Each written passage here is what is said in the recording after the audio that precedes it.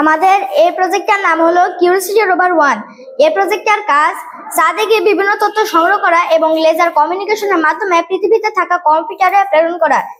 Curiosity rover 1 এ আমরা একটি 180 degree অ্যাঙ্গেলের night vision camera ব্যবহার করেছি, যে ক্যামেরাটি চাঁদের বিভিন্ন তথ্য সংগ্রহ করবে এবং লেজার কমিউনিকেশনের মাধ্যম দিয়ে পৃথিবীতে থাকা কম্পিউটারে প্রেরণ করবে।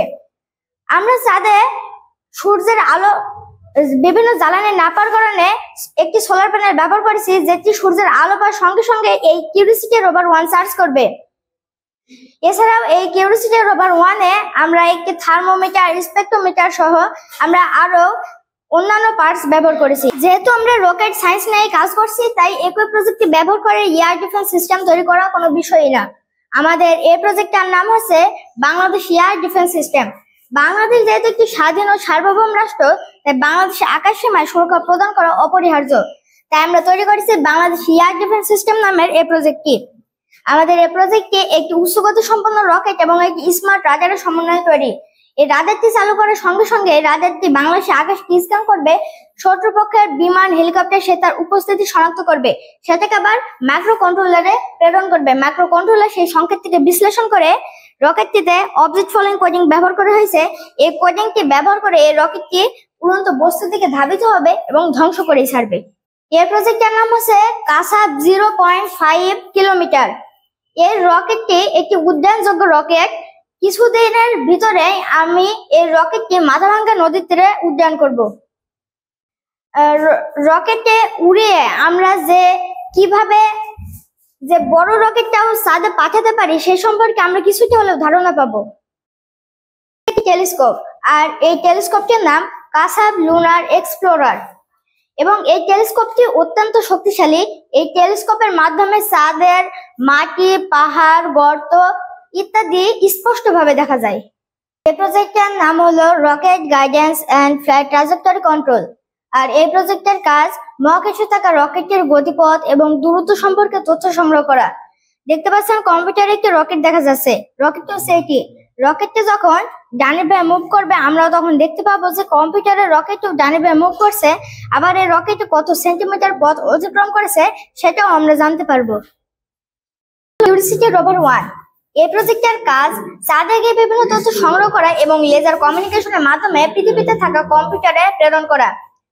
চাঁদের বিভিন্ন তথ্য সংগ্রহ করার জন্য আমরা এখানে একটি 180 ডিগ্রি অ্যাঙ্গেলের নাইট ভিশন ক্যামেরা ব্যবহার করেছি, যেটি চাঁদের বিভিন্ন তথ্য সংগ্রহ করবে এবং লেজার কমিউনিকেশনের মাধ্যমে পৃথিবীতে থাকা কম্পিউটারে প্রেরণ করবে। চাঁদে যেহেতু আমরা কোনো রকম ফুয়েল কিংবা জ্বালানি পাবো না, সেজন্য আমরা এখানে একটি সোলার প্যানেল ব্যবহার করেছি, যেটি চাঁদে সূর্যের আলো পাওয়ার সঙ্গে সঙ্গে এই কিউরিওসিটি রোভার 1 চার্জ করবে। এছাড়াও চাঁদের তাপমাত্রা রেকর্ড করার জন্য আমরা এখানে থার্মোমিটার এবং চাঁদের নমুনা সংগ্রহ করার জন্য স্পেকট্রোমিটার এবং আরো ড্রিল মেশিন সহ অন্যান্য আরো অনেক পার্টস এখানে ব্যবহার করেছি। চাঁদের মাঝে কোনো বায়ুমণ্ডল নেই, তাই এখানে রেডিও কমিউনিকেশন কাজ করবে না, সেজন্য আমাদের ব্যবহার করতে হবে লেজার কমিউনিকেশন। আমাদের এই প্রজেক্টটার নাম হচ্ছে বাংলাদেশ এয়ার ডিফেন্স সিস্টেম।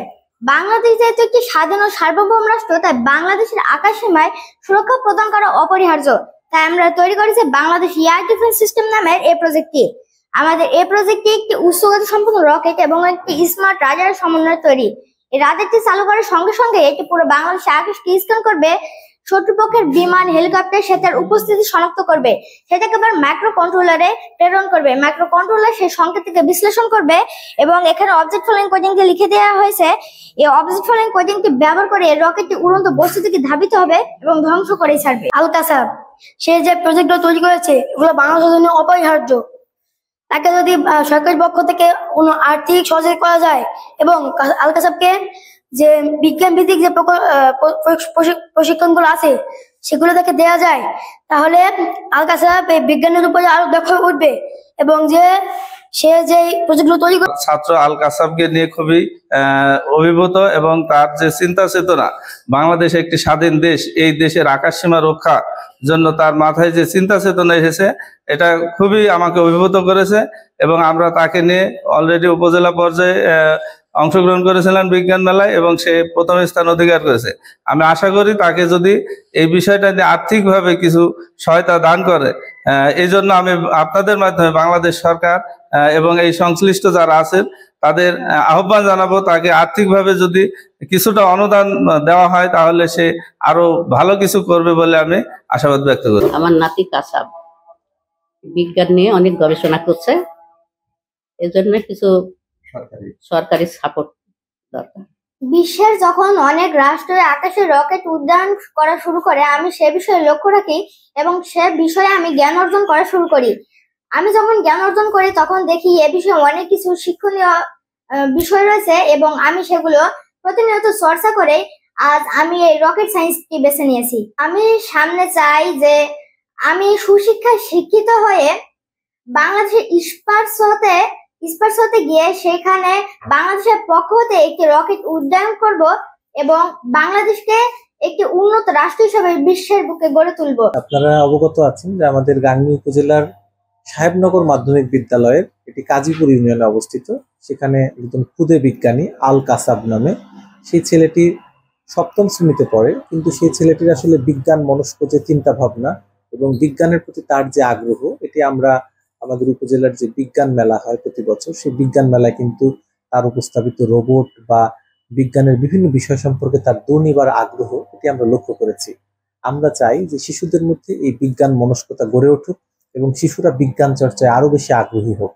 এই ক্ষেত্রে আল কাসাবের যদি এই বিজ্ঞান চর্চার ক্ষেত্রে যদি কোনো সহযোগিতা বা অন্য কোনোভাবে তার পরিবার বা তাকে এই বিজ্ঞান চর্চার ক্ষেত্রে কোনো সহযোগিতার প্রয়োজন হয়, আমরা উপজেলা প্রশাসনের পক্ষ থেকে চেষ্টা করব তার পাশে দাঁড়াতে এবং আমরা আমাদের বিজ্ঞান ও প্রযুক্তি মন্ত্রণালয় বা জেলা প্রশাসনের দৃষ্টি আকর্ষণ করব যে তাদেরকেও যেন এই ব্যাপারে তার যে দক্ষতা বা তার যে আগ্রহ, এই আগ্রহটিকে কি করে আরো ভালোভাবে কাজে লাগানো যায় সে ব্যাপারে দৃষ্টিপাত করার জন্য।